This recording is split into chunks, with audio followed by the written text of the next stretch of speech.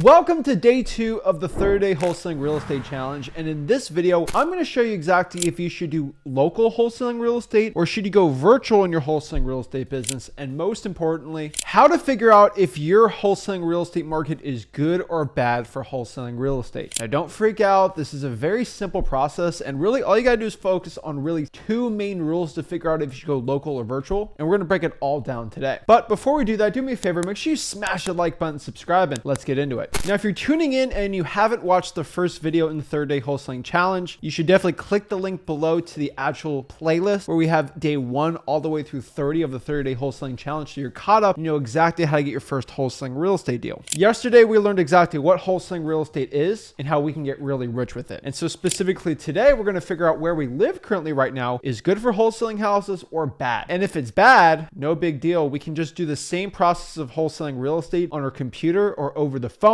in a virtual wholesaling market. Now, first and foremost, if you are outside the United States of America, the simple rule here is you need to do virtual wholesaling real estate, but you probably already know that. But the cool part about this is if you want to do virtual wholesaling real estate, this specific video today is going to show you when you're looking for a virtual market, if it's going to be good or bad by just following the rules. So let's break down the pros and cons of local wholesaling versus virtual wholesaling real estate. Now, in local wholesaling real estate, we're doing this basically all in person. Basically means when we meet with the seller, we get the contracts all locked up in front of people. Usually it's a lot lower cost to start wholesaling locally in person. And we definitely have a lot more marketing avenues to go after, like drawing for dollars and reverse drawing for dollars, which we honestly don't really have in virtual wholesaling. Now, virtual wholesaling is not bad at all, but we just have more options when we're doing local wholesaling. The only issue we do have with local wholesaling, I would say, is there's limited scaling abilities on this, which basically means I can't do 100 deals a month probably in a local wholesaling real estate market. But if I'm doing 4 or 5 different wholesaling markets, I could definitely scale up very quickly and easily doing that. But still, you can make millions of dollars doing local wholesaling, so I don't think it should be our concern right now. Now, there are some bad pitfalls in local wholesaling that you should understand. Now, these are not deal breakers at all, but we just got to understand that local wholesaling, first and foremost, can be a lot scarier in the beginning. Let me tell you this. When you actually have to go in front of a seller in person, face to face, you're probably going to be a lot more nervous to do that versus just doing it over the phone. But overcoming that fear is going to gain us more confidence, which actually is a plus. We have that limited potential scaling thing again. And on top of that, if we just do our local wholesaling real estate market, we potentially could be stuck in a very bad market or be stuck in a good market. So you really got to determine if you're going to be in a good or bad market, if your local market's good or bad. But knowing those are the cons, we really got to talk about the huge positives. And I think the biggest positive of local wholesaling right now, it's easier and faster to get your first deal. Now, it's a lot more scarier, but it is the easiest and fastest way to get a deal. You just go in your car, look for ugly houses. It's easy, simple, and you're pretty much ready to go doing that. There is a lower cost because you basically still need no money. You could still do no money in virtual wholesaling, but you have a lot more free options doing local wholesaling. You tend to get bigger deals with local wholesaling real estate too, because when you're talking in person, you can usually get a lower price with the seller versus doing it over the phone or doing it virtually, which means when I'm trying to get a $60,000, $70,000, $80,000 wholesaling real estate deal, it's a lot easier for me to actually do that when I'm going in front of the seller. You can also access harder to get government lists in person just because you can speak to a manager face to face and they're more willing to give you that data. And obviously you just get more marketing avenues. Now with local wholesaling real estate too, I've often found that it's easier to find cash buyers when you're doing it in person because there's a lot more networking events. And I can JV with virtual wholesalers who are actually in my own market. So those are the big pros of local wholesaling. As you can probably see here, the pros do outweigh the cons 9 times out of 10. Now, what is virtual wholesaling real estate? Now, this is not the video where I'm doing a full virtual wholesaling breakdown, but let's just talk about it really quick. Virtual wholesaling is basically the same process as wholesaling real estate in person, except you're basically doing it with our phone and with the internet connection. Now, obviously the big pro to this is if I'm international, I can wholesale real estate wherever I want. All I have to do is have the internet connection and I'm good to go. If you're living in a weird temporary living situation, you live in Bali, Dubai, Africa, Europe, you can basically travel the world and wholesale houses. It's a big, sexy case to go do virtual wholesaling. And that's the big selling point. And really, if you're in a highly saturated market, which we're going to talk about the danger zone today, I would really recommend you doing virtual wholesaling real estate. Now, there are cons to virtual wholesaling, and I do think you must understand this when making the decision. First of all, virtual wholesaling tends to cost more money because they just can't walk into a government agency and get it. I might have to pay for some data to get it. It's harder to get a lot of great big volume. You're pretty much forced onto a lot less marketing channels too. I can't do free direct mail, which is basically reverse drawing for dollars. It's very difficult for me to door knock when I'm doing virtual wholesaling. And regular drawing for dollars is just thrown out the window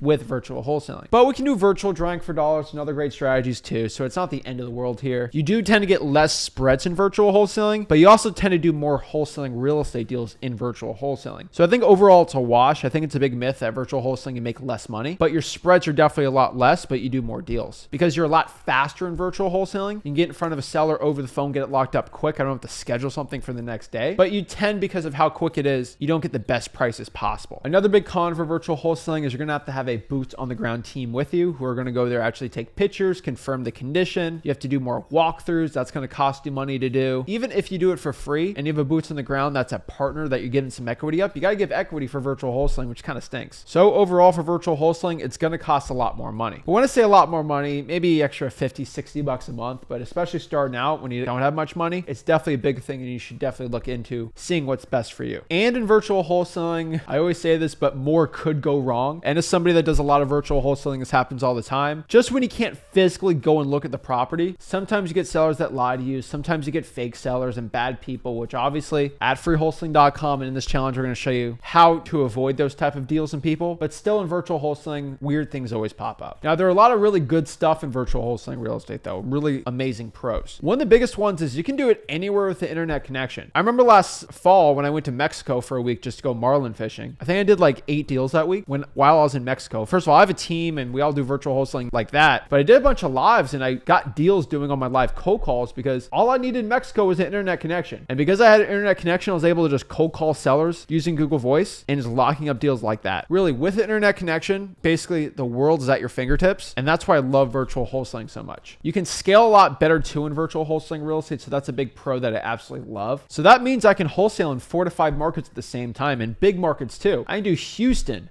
Phoenix, Dallas, St. Louis, Kansas City, all at once. Obviously, I need a lot of marketing to do that, but I can possibly do millions and millions of potential sellers every single month, which I just can't do in just a regular local wholesaling market. And probably the biggest pro in virtual wholesaling is you can do virtual wholesaling and your own really good local market. So that's actually what I do. I kind of do a mix of these things where I got really rich in my local market and then I started adding satellite offices, basically virtual wholesaling places. So I did my local market here in Florida. I started doing Knoxville, Tennessee, a little bit of South Carolina, just dabbling into it. And then I got a lot better where I'm making more money virtually wholesaling than actually locally wholesaling, but I still do both of them now. That's honestly the best mix I've seen. You can also scale up a really big JV operation by just doing virtual wholesaling, as you can see from what I've done. And that's probably where I make a lot of my money in wholesaling real estate right now, especially on the scalability factor, because when you're doing virtual wholesaling, you just get in front of more properties. Another really good pro in virtual wholesaling is you do have access to cheaper and easier wholesaling markets. What I mean by this is maybe I'm in a sort of expensive market that's okay for wholesaling real estate, but I can go to an area like Memphis, Tennessee, where the average wholesaling deal is going to be $70,000,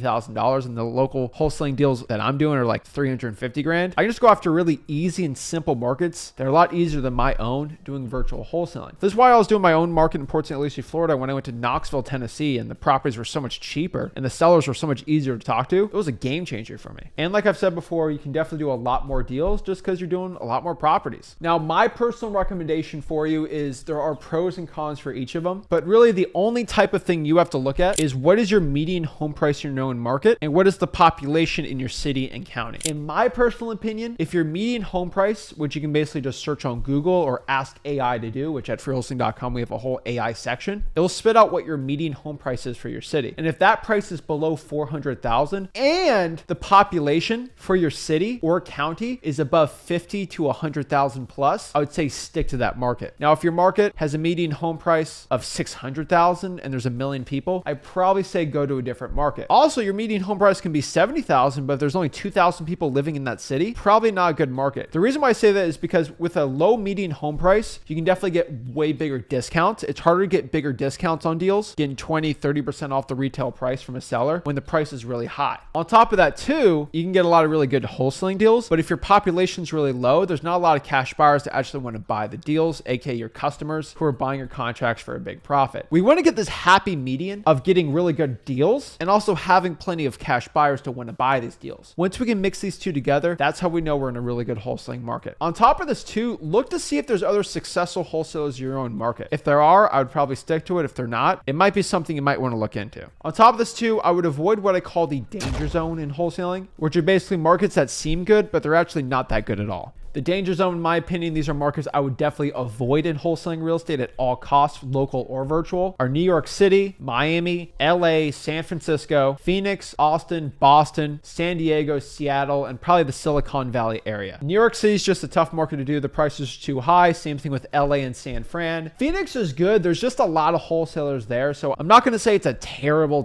market, but if you can, I would probably try a 50-50 approach with Phoenix, which we're going to talk about later, but I'd be careful. I'd also avoid Austin. The suburbs are okay, like Killeen, Texas, but really Boston and San Diego, Seattle and Silicon Valley, they're just not good markets at all. Instead, I'd go after markets that are a little close and similar, like Oakland, Palm Beach County, Yuma, Arizona, and Killeen. And if you're in LA, probably the Inland Empire area. In my personal opinion, wholesalers have gotten deals in all of those markets that I said that are bad, but probably for you starting out, I'd probably go to a cheaper and better wholesaling market. Now, the 50-50 approach is something interesting. If you are super stressed out or you don't know exactly, should I do my local wholesaling or virtual wholesaling? I'm such on the fence. What do I do? I think you should probably consider the 50-50 approach. The 50-50 approach is basically the approach of putting 50% of all your wholesaling real estate marketing hours and time into your local market, and then do 50% of your marketing effort onto a virtual wholesaling of your choice. Then after about a month or two, you're going to figure out what markets actually give me better results and better leads, and then go after that. So if you're on the fence, you don't know if you should do local wholesaling or virtual wholesaling, definitely try the 50-50 approach out. Maybe do half in this market, half in my local market, and see which one's best. And you'll start figuring out if local wholesaling or virtual wholesaling is the best for you. And that's pretty much it, guys. I don't think you can go wrong if your median home price is under 400K and your city's population's over 50,000. And if you're doing virtual wholesaling, it might get a little stressful which virtual wholesaling market's right for you. But really, if the population is high enough and the median home price is low enough, you should be good and fine for everything else. So that's it for today for day 2 of the 30-day wholesaling challenge. If you want to get detailed notes, spreadsheets, and basically a list of all the top virtual wholesaling markets analyzed pretty much on a spreadsheet for you to download, I would definitely recommend you try the 30-day wholesaling challenge plus, which is in Flip with Rick Plus, our premium education platform for wholesaling real estate. And you can join Flip with Rick Plus by clicking the link in the bio today. Make sure you smash the like button, subscribe, and I'll see you guys soon. This is Zach Ginn signing out.